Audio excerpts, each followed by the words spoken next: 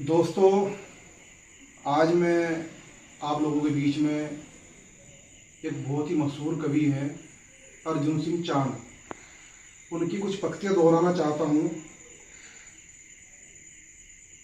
यह पंक्तियाँ, जैसे कि आजकल उत्तराखंड राज्य में एसआईआर चल रहा है, उस एसआईआर में जिस तरीके से षड्यंत्र रचा जा रहा है, एक विशेष वर्ग के लोगों, एक विशेष पार्टी के लोगों के मतों को मतदाता सूची से हटाने की जो साजिश चल रही है, मैं उस पर कुछ चंद लाइनें कहना चाहता हूँ। लश्कर भी तुम्हारा है, सरदार भी तुम्हारा है। लश्कर भी तुम्हारा है, सरदार भी तुम्हारा है। तुम झूठ को सच लिख दो, अखबार भी तुम्हारा है। इस दौर के फरियादी जाए तो कहाँ जाएं? इस दौर के फरियादी जाए तो कहाँ जाएं? कानून तुम्हारा है, दरबार तुम्हारा है। सूरज की तपन तुमसे बर्दाश्त नहीं होती, सूरज की तपन तुमसे बर्दाश्त नहीं होती। एक मोम से पुतले सा किरदार तुम्हारा है। तो दोस्तों, आज उत्तराखंड की जो वर्तमान परिस्थिति है, वह इन चंद लाइनों में आपको समझ में आ जाएगी। उत्तराखंड एसआईआर के नाम पर एक बहुत बड़ा धोखा किया जा रहा है मतदाताओं के साथ में, और हमें बड़ा दुख इस बात का होता है। मत देना हर आदमी का अधिकार है जो उसकी शर्तें पूरी करता है। मतदाता बनने के लिए क्या चाहिए? वह इस राज्य का नागरिक हो, उस पंचायत का नागरिक हो, उस बूथ का नागरिक हो, और उसके पास वैध दस्तावेज हो। लेकिन वैध दस्तावेज होने के बाद भी यदि एक साजिश के तहत मतदाताओं के नाम मतदाता सूची से हटाए जाए, तो आप समझ सकते हैं कि कितना गंभीर मामला है।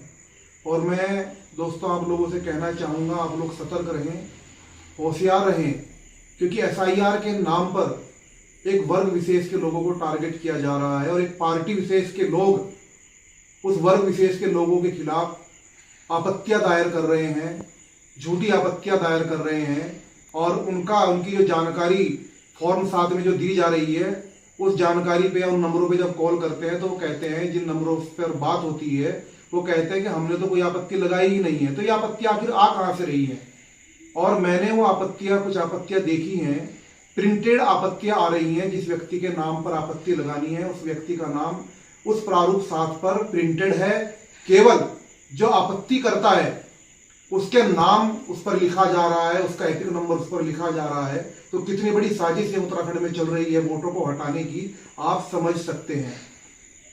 हमें दोस्तों करना ये है कि हम लोग, हमारे जो संबंधित बीएलए हैं, हम तुरंत उन बीएलए से संपर्क करें, उनसे पता करें कि भाई किसके नाम पर आपत्ति लगाई गई है। आप ये ना सोचें कि अभी जो एसआईआर के अंतर्गत जो सुनवाई हो रही थी, जिन लोगों के नोटिस आए थे, उनकी जो सुनवाई हो रही थी, कहीं कहीं पर सुनवाई हो चुकी है और कहीं कहीं पर सुनवाई चल रही है।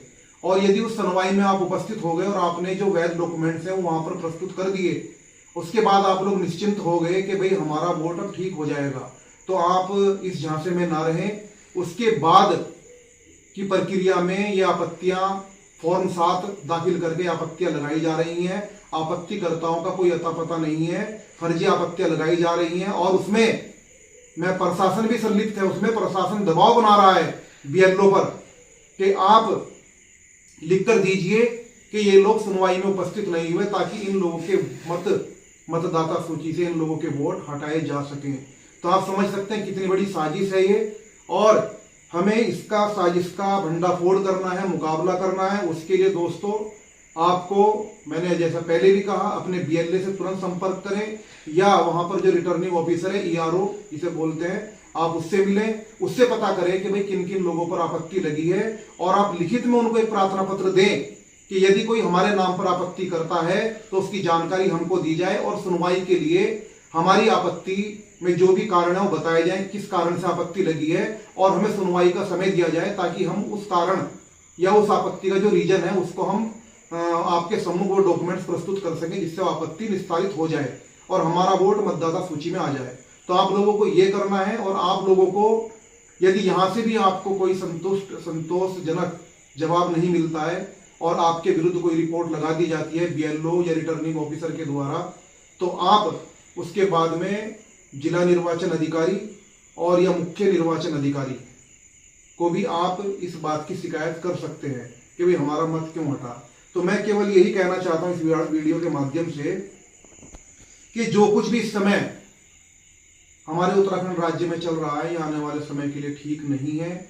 और इससे हो क्या रहा है कि जो आपत्ति, जिनके नाम से आपत्ति लगाई जा रही है, जब उन्हीं को पता नहीं है कि आपत्ति हमारे नाम से आपत्ति लगी है, तो ये कितना बड़ा खेल है और ये आपस में भिड़ाने वाला, लड़ाने वाला काम चल रहा है। और मैं एक बात और, फॉर्म 7 में जिस प्रकार से जो लोग आपत्ति दाखिल करा रहे हैं, उस फॉर्म 7 में कोई भी वैध कारण नहीं है कि किसी व्यक्ति का वोट किस कारण से काटा जाए, उसमें कोई भी वैध कारण नहीं है। और नियमानुसार आरपी 1950 की धारा 31 के अंतर्गत यह दंडनीय अपराध है। उस व्यक्ति की जांच होनी चाहिए जो गलत आपत्ति किसी व्यक्ति के विरुद्ध दर्ज करा रहा है। दूसरा, मैं यदि ग्राम पंचायत केदारावाला की बात करूं तो ग्राम पंचायत केदारावाला में मेरे संज्ञान में आया है कि 300 से भी ज़्यादा आपत्तियां इस प्रकार से विधानसभा क्षेत्र के अलग अलग बूथों से एक पार्टी विशेष के लोगों ने आपत्तियां दाखिल कराई हैं।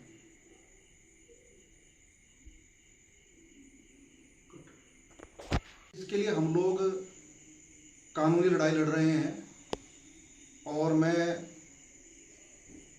इसके लिए किसी भी हद तक जाने को तैयार हूं।